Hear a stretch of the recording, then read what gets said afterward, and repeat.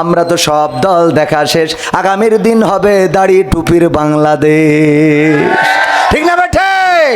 বলে সব দল দেখা শেষ, দাড়ি টুপির বাংলাদেশ।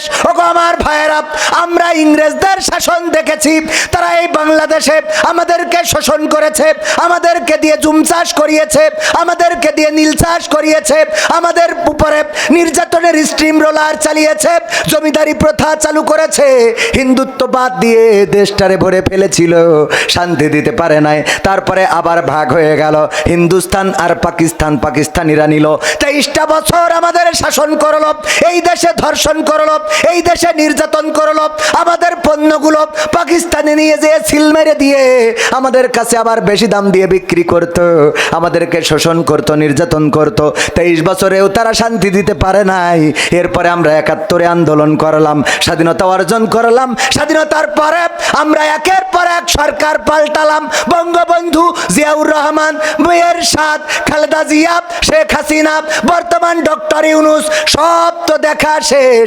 কেউ বলল সোনার বাংলা গড়বে, কেউ বলল সবুজ বাংলা গড়বে, কেউ বলল রূপালী বাংলা গড়বে, কেউ বলল সোনালী বাংলা গড়বে, কেউ বলল নতুন বাংলা গড়বে, কেউ বলল গ্রিন বাংলা গড়বে, কেউ বলল ডিজিটাল বাংলা গড়বে। আর আমার ওবায়দুল কাদের কাকা বলল স্মার্ট বাংলাদেশ হবে। ঠিক না বেঠে?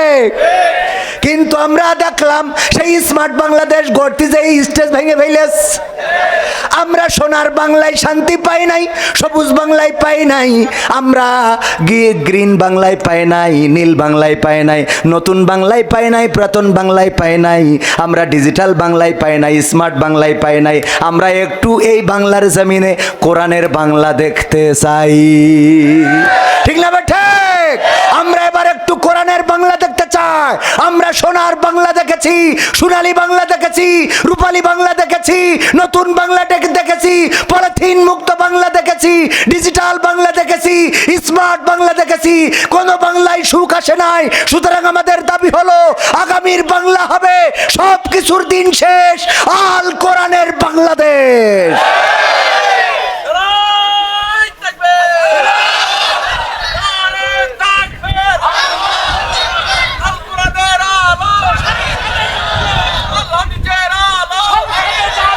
সম্মানিত ভাইয়েরা, যদি কোরআনের বাংলাদেশ দেখতে হয়, তাহলে যেইভাবে আমরা 1971-এ লড়াই করে রক্ত দিয়ে পাকিস্তানদের কাছ থেকে আমাদের দেশকে মুক্ত করেছিলাম, যেইভাবে 1952-তে রক্ত দিয়ে আমাদের ভাষার সম্মান রক্ষা করেছিলাম, যেইভাবে 2024-এ রক্ত দিয়ে ফ্যাসিবাদ মুক্ত করেছিলাম, একইভাবে আগামীর দিনে আল্লাহর জমিনে আল্লাহর দিন কায়েম করার জন্য ইসলামী আন্দোলনের নেতা কর্মীরা যদি ডাক দেয়, রাজপথে থেকে বুকের তাজা রক্ত যদি ঢালতে হয়, রক্ত ঢেলে সেই রক্তের সাগরে সাঁতার কেটে কেটে একটি রক্তাক্ত বিপ্লবী কালেমার পতাকা বাংলার জমিনে উড়াতে রাজি কারা কারা দেখতে চায়?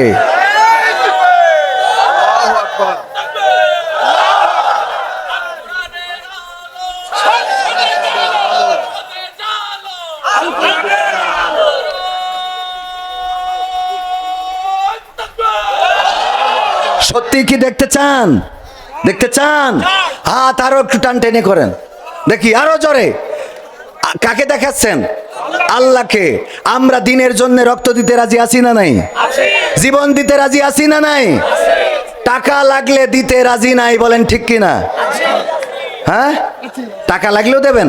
দেবেন? এই হাত নামাচ্ছেন কেন? ও টান টেনে করেন, এই মুঠা করেন, মুঠা করেন, ছাড়েন, মুঠ করেন, ছাড়েন, সুন্দর দেখা যাচ্ছে, মুঠ করেন, ছাড়েন, বাম হাতটা নামান, খালি ডাইন হাতটা রাখেন, উঁচু করেন, উঁচু করেন, উঁচু, আরো টান টেনে, হ্যাঁ, মুঠ করেন, মুঠ করেন, করেন, মুঠ করে এইবার নিজের পকেটে টাকা না থাকলে পাশেটাই ঢুকান।